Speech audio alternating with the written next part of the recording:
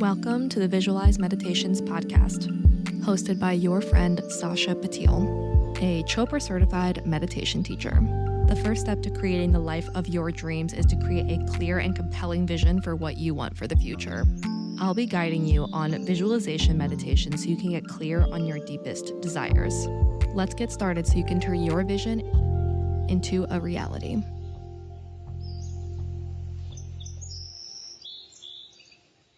Hello. Welcome back to another episode of the Visualize Meditations podcast. It's your gal pal, Sasha. And to paint the scene for you right now, I am currently in West Palm Beach, Florida, and I just finished Date with Destiny yesterday. So today is my first day after the event. I just took about an hour or two to sit on the beach and to go through my notes and to spend some time in reflection and come up with a integration vision for how I want to take everything that I learned, all the downloads I had at this Tony Robbins event, and actually apply it to my real life. If you guys don't know who Tony Robbins is, look him up. He's basically a performance strategist who helps people change their lives. And I've been involved in the Tony Robbins environment since I was 13. I went to my first event when I was 13.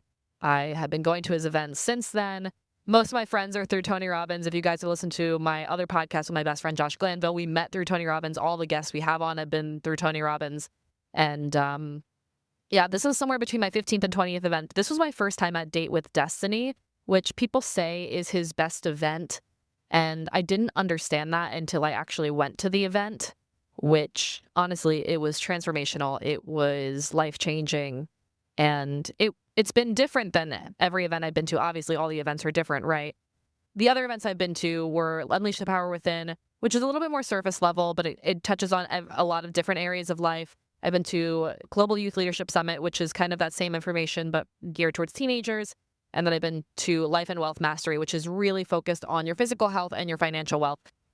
Tony Robbins talks about two things. He talks about the science of achievement, how you can actually take tactical skills and get the outcomes you want in life, if that's in your career, your finances, or your relationships, or whatever that may be. Maybe it's your health. And then he says, well, when a lot of people, when they reach their goals, they say, well, now what? And he says that the ultimate failure is success without fulfillment. And so he talks about the science of achievement with the art of fulfillment. And this event was all around the art of fulfillment and really, really, really going super, super deep into your values and into the stories that you tell yourselves and where those come from and your values and how to shift that identity so that you're showing up in a new way within your own life. And for me right now, I just finished the event yesterday. I've had so many downloads and so many profound experiences from this event. And I am honestly using this podcast as an audio journal to kind of process everything that I've been going through. I just kind of took some notes about my experience, but then I also have just kind of been downloading and thinking about everything that I learned from that event, both in the room and outside of the room, and how that I changed my life and align myself more to the vision I have for my life rather than living it passively. So let's just kind of spitball. Let's just kind of go through. So one of the biggest downloads I had was stress is really coming from being a manager of your circumstances rather than a creator of your destiny. And I found that I've been living up until this point in consistent stress and consistent overwhelm, in consistent deconstructive criticism, and for myself and for others. And it's been fucking me up. I've been living so much in my head.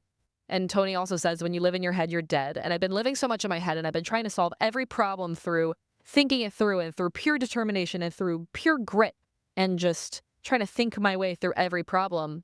And I think one of the biggest takeaways I had was that's not the fucking answer. Why? You're not going to solve any problem in the same way of thinking that got you there. And I learned that I really need to learn and need to practice continuously and consistently dropping into my heart space. So when I'm thinking through everything and I'm overthinking something and I'm really stressed about something or anything along those lines and I'm just going in circles in my mind, stopping and dropping into heart space. And I know that sounds kind of woo-woo, but basically just practicing getting out of your head. And in actuality, what does that look like?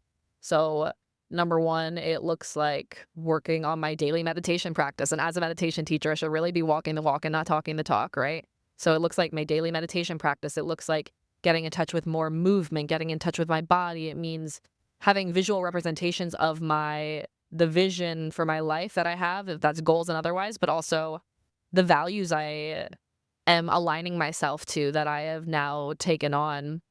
The values I had before, I wasn't unhappy with my values. I valued love and growth and success. But my rules around those values were so warped and impossible to fucking meet.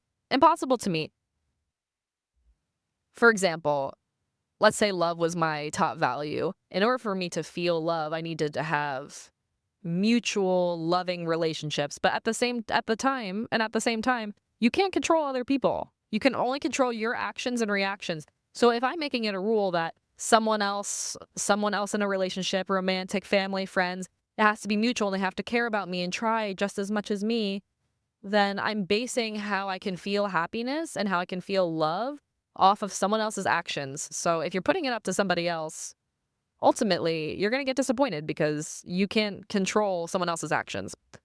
So it was a matter of reframing my values and reframing the rules I have around those values. So the new values I've adopted and I've taken on in my identity are now gratitude and trust in the divine timing of the universe, love, growth, health, and fun. And the rules I have based around those things have shifted. They are now all around my actions and my reactions, and not a single one is based around what someone else is giving or an external circumstance. They are all based around what I can give. For example, anytime I do anything to nurture my body or anytime I do anything to align with my long-term health and longevity and vibrancy goals, that makes me feel like I'm aligning to my health value, as opposed to when I reach a certain weight or when I fit into a certain piece of clothing, then I'm healthy. That's not true, and that's complete bullshit. So aligning to these new values has been really important. But anyway, to go back to dropping into heart space, yes, it sounds like a woo-woo thing of dropping into heart space. But at the same time, I've been, I think, living in my head so much, and to the point where it's honestly impacting my health, the amount of stress I've been feeling, overthinking fucking everything. And he talks a lot about the masculine and feminine energies of it all. And if you guys want me to do an episode around that, I can, because I do have a lot of thoughts, feelings, and experiences in that area. But I've been really living in my masculine energy. And, my masculine energy is a great thing. It enables me to really get shit done and to persevere and to protect myself and protect my loved ones. But I'm a very feminine person at my core. And yes, I've gotten more in touch with that over the years, but I'm really excited to really get more in touch with that by dropping more into my heart space and making decisions based in love in my heart and gratitude in my heart, as opposed to trying to think my way through every single problem. So it just means when I'm too much in my head, dropping into it. In actuality, okay, just talking about the stress of it all, I said how stress is managing your circumstances rather than being a creator of your destiny. So what does that actually look like? What does that actually look like in real time? So my circumstances right now, and it's completely true, my 4 to-do lists have been causing me tremendous amounts of stress the entire year. It's something I've talked about the entire year. And it's because I've been managing my circumstances. I've been managing the travel logistics. I've been managing my business. I've been managing my 9-to-5 job. I've been managing my admin work, as opposed to building systems that enable the circumstances to manage themselves. So maybe that looks like taking everything I'm kind of managing with my admin or with everything and having delegating it, or having AI help me out with that, or delegating to AI. Maybe it looks like that. How can I become a creator of the destiny rather than a manager of the circumstances? Also, another tactical thing I'm going to do to manage my stress is actually do some time blocking in my life, because I've just kind of been doing everything at once all the time whenever I have the time and energy to do it. And for me, it's been really stressful and overwhelming, feeling like I never have enough time to get everything done. And then stressing about the outcome and stressing about, oh my God, is the thing going to get done, rather than number one, having trust that everything is going to get done in its own divine timing. and knowing that whatever is important will happen and whatever is meant to happen is going to happen. But also, bouncing back between thing to thing has just been causing me tremendous stress. So maybe it looks like actually time blocking when I'm going to be working on my business, time blocking when I'm going to be having my fun, joy, pleasure time blocking when I'm going to have my friend time or my relationship time, things like that.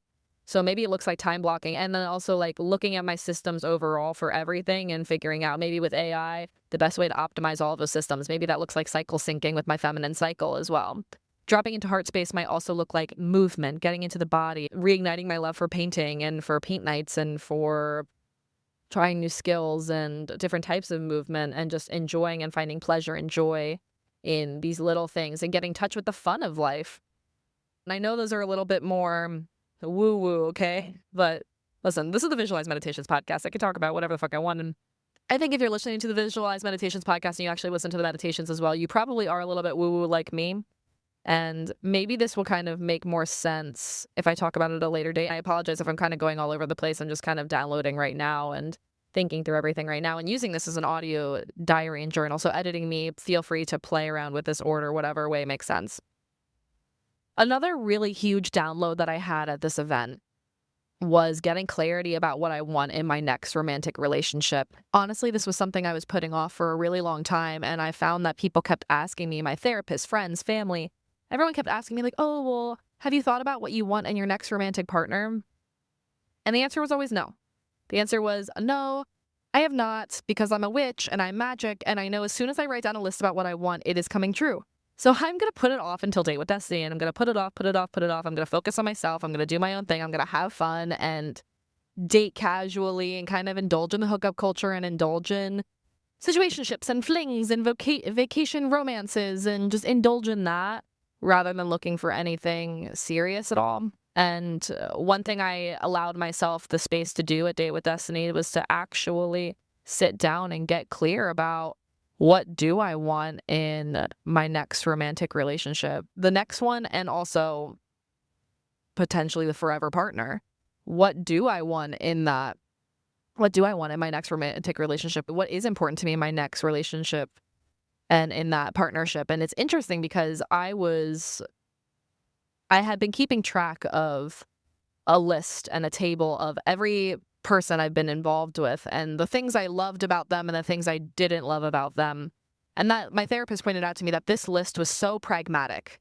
It was just character traits of music taste, or the fact that they were a gym rat, or just like really surface level pragmatic things. And it wasn't anything about how I felt. It wasn't any way about what the relationship looked like. And at the end of the day, that list that I made and that I've been developing walked so that my list to Date with Destiny could fucking run.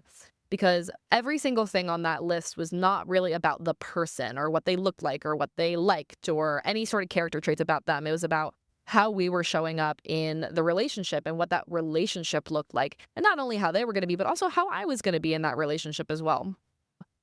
Getting really clear about that was really transformational because I haven't been allowing myself space to really think about what I wanted in my next partnership.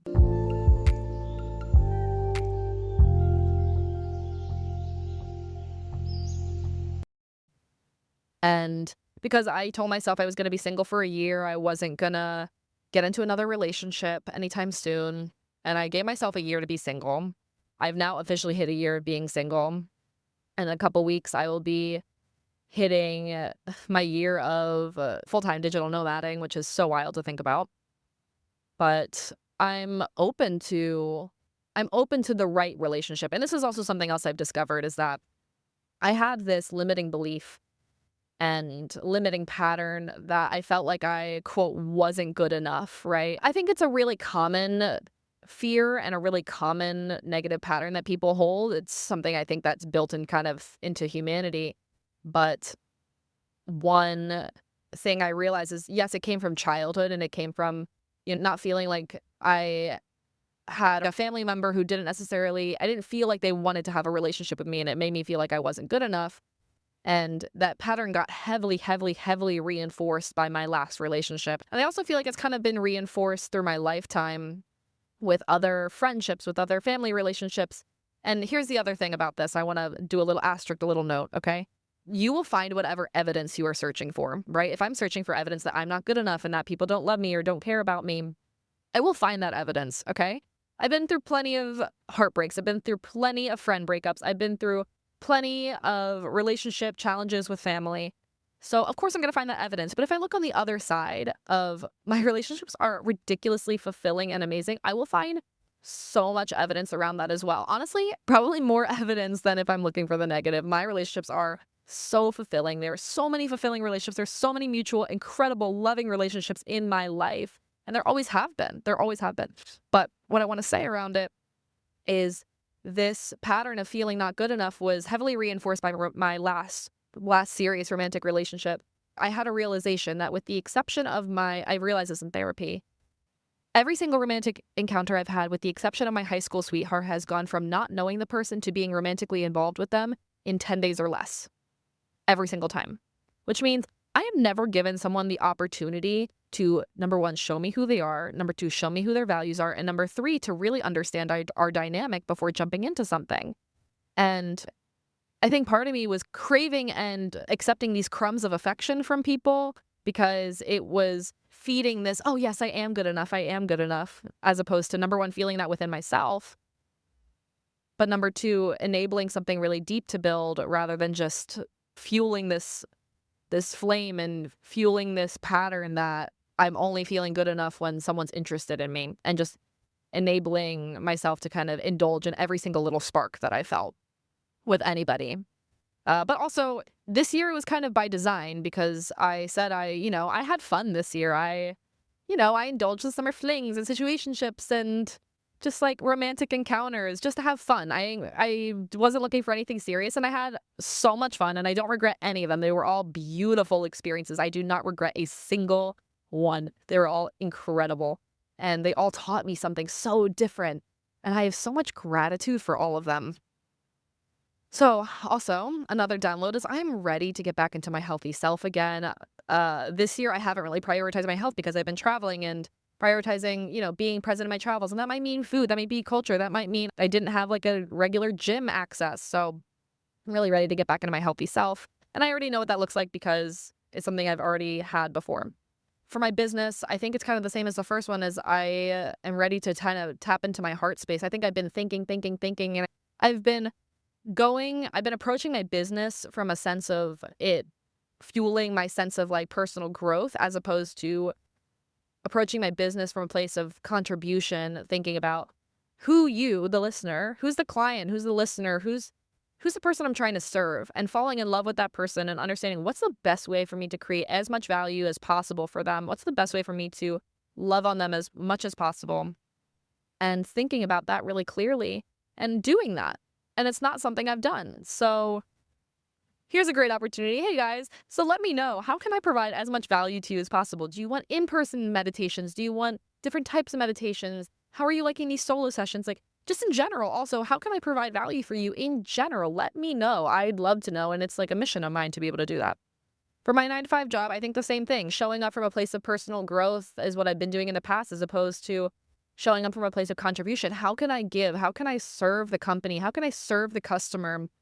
How can I make them feel as much love as possible? And how can I show up in a place of giving as opposed to a place of how am I receiving? How am I trying to get to the next level, And same thing with my relationships. It's how can I change my approach of, instead of being like, oh, well, I am not going to indulge in any relationship that's not mutual. Well, maybe relationships aren't going to be fucking equal, because sometimes people care more and sometimes people are in different life circumstances. My friends and family who are having newborn children, obviously they don't have as much space and time to show up for me as I do for them. Like, they just straight up don't. So how can I show up from a place of giving just to give, giving just to love, instead of giving with an expectation to receive? A big primary question that I've had in the past was, how can I improve? How can I get better? And in some ways it's been incredible. It's really helped me kind of grow. It's really helped me to get shit done and to improve my life and to improve everything and to grow. But at the same time, it's caused me tremendous amounts of stress and tremendous amounts of consistent deconstructive self-criticism And I'm ready to move away from that. And my new question that I've chosen to tell myself in each moment at this point is, how can I enjoy this moment of the journey even more? How can I be appreciative of what's happening? How can I be appreciative of the challenges, of the lessons, of the beauty, of the successes, everything in between? How can I just enjoy this moment of the journey even more? I think I'm gonna probably have more downloads and more feelings on all of this when I sit in it and when I sit on it a little bit more. But at this point, the two biggest umbrella downloads that I had were, number one, tapping into the heart and getting out of the fucking head, and logistically how I'm gonna do that. And also getting clear about what I want in my next romantic relationship and being clear about that, but also then having gratitude and trust in the divine timing of the universe that I'm not in any rush. I'm not in any rush to get into my next relationship. I'm not in any rush to find somebody. No, I've put out what I wanted to the universe. In the meantime, I'm just going to love on myself. I'm going to love on others. I'm going to love on everybody and just do my thing. And when the right thing comes, the right thing comes. And when the right thing comes, I will know and I'll be ready for it. And yeah, I am ready for when the next thing comes. And I'm just have no rush for that. I hope all of this was clear. I know it wasn't the most eloquently spoken, but also, sorry guys, I'm also running on very little sleep. I must have gotten, I don't know, I think I got 4 hours of sleep last night, and I haven't gotten very much sleep the rest of this week, so apologies that I haven't been the most clear in my communication, but it happens, it's fine, whatever, no big deal. But I do appreciate this, and I think when I sit on all of this, I'll have some time when I'm home to really sit in all of this and sit in some deep reflection over this, and maybe I'll do a little roundup episode of everything I've learned through the year, because it's been one hell of a year, and it's been one hell of a fucking life. This year has been everything. This year has been tremendous joy, tremendous growth, tremendous pain. It's been lessons. It's been learnings. It's been new experiences. It's been everything and nothing. And I have nothing but tremendous love and gratitude in my heart for everything I've experienced this year. The good, the bad, and everything in between. And I'm so blessed that I've had the opportunity to live this life, especially this year, but in general. I feel so blessed and so grateful that I've had this incredible opportunity, and I do not take it for granted. Not even a single second. Everything is beyond words. It's beyond fucking words. And I've loved this journey so much. I've loved this life so much. I've loved this year so much. I have nothing in my heart but love and fucking gratitude for all of it. And I have nothing but love and gratitude in my heart for all of you. So thank you guys so much for listening to me ramble. I love you guys so much. And please keep me posted on your feedback. I'll be spending some time in my heart space thinking and feeling. Actually, no, I'll be feeling into what's next for these podcasts and what's next for this business and what's next for providing as much value as possible. We'll catch you guys next week on the Visualize Meditations podcast. Bye. I hope you enjoyed this episode of the Visualize Meditations podcast. Please follow, subscribe, leave a review, all of the good things. If you want to connect more, you can find me on TikTok and Instagram at Visualize Meditations. So what are you waiting for? Get out there, create the life of your dreams, and we will see you next week.